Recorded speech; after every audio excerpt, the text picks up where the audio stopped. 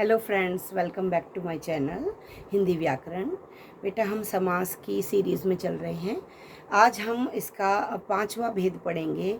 वो चार भेद मैं आपको पहले क्लियर कर चुकी हूँ। आज हम पांचवा भेद पढ़ेंगे। वो भेद है बहुव्रीहि समास। देखिए, बहुव्रीहि समास लिखते कैसे हैं? बहुव्रीहि, बहुव्रीहि समास। इसकी पहचान क्या है? देखिए, अभी मैं सिर्फ आपको समास की पहचान करवा रही हूँ। इसका विग्रह कैसे करते हैं, कैसे करें कि इसको विग्रह कर पाएँ, क्या बीच में आता है विग्रह करने पर, इसकी वीडियो मैं सेपरेट बनाऊंगी। मैं अभी सिर्फ आपको पहचान करा रही हूँ।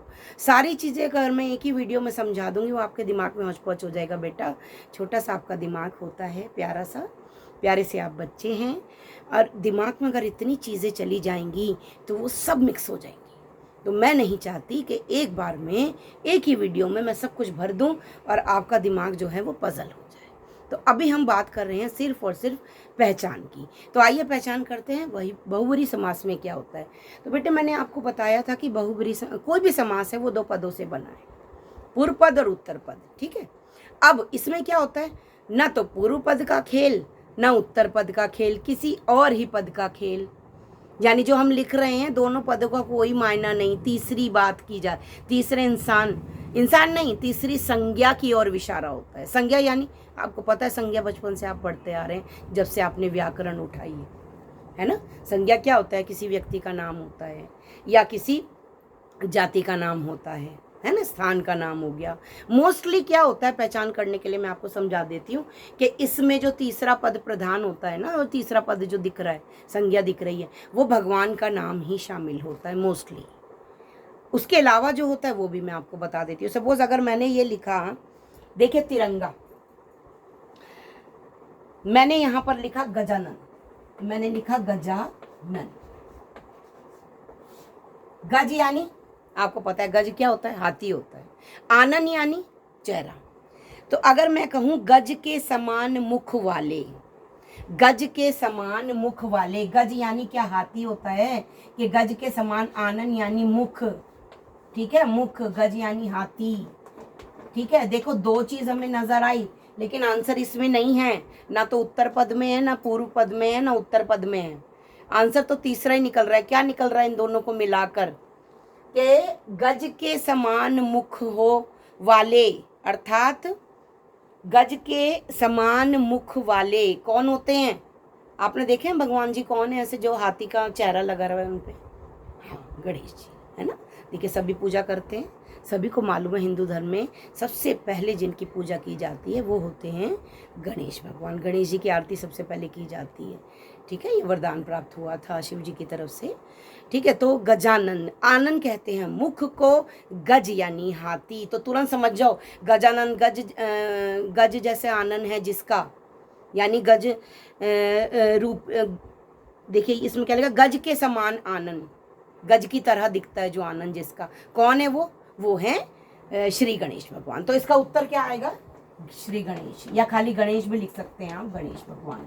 ठीक है, श्री गणेश। हो गया। चलो एक और समझाती हूँ। ये तो समझ आ गया।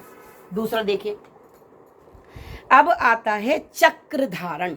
ये देखिए, चक्र धारण। आपको अच्छी तरह से पता है कि चक्र क्या होता है। चक्र ऐसे ऐसे ऐसे घूमता है। और कौन से ऐसे भगवान हैं जो चक्र को धारण किए रहते हैं? जी हाँ, विष्णु भगवान। विष्णु भगवान के हाथ में क्या रहता है बेटे?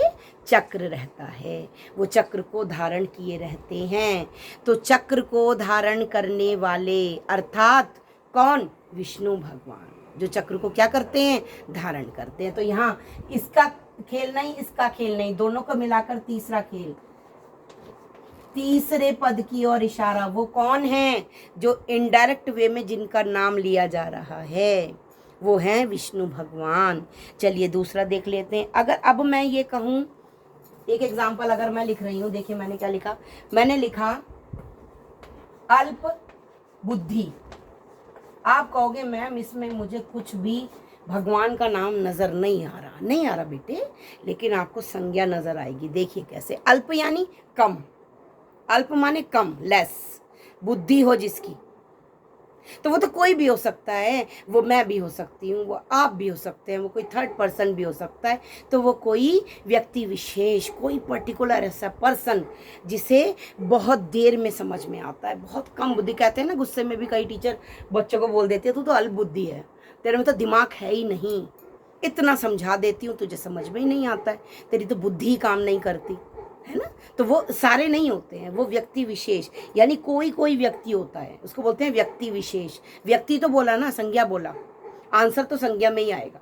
तो आया व्यक्ति विशेष। इसको खोलेंगे कैसे वो मैं आपको बाद में बताऊंगी। मैंने आपको कहा है कि विग्रह में अभी टाइम वेस्ट नहीं करना है, विग्रह में पजल नहीं होना है, इस वीडियो में सिर्फ समझना है पहचान। तो पहचान कैसे होती है, किसी तीसरे पद की और इशारा, और इशारे में आंसर संज्ञा में आता है। ठीक हो गया। देखिए अभी मैं 2-3 और नाम आपको बता देती हूँ।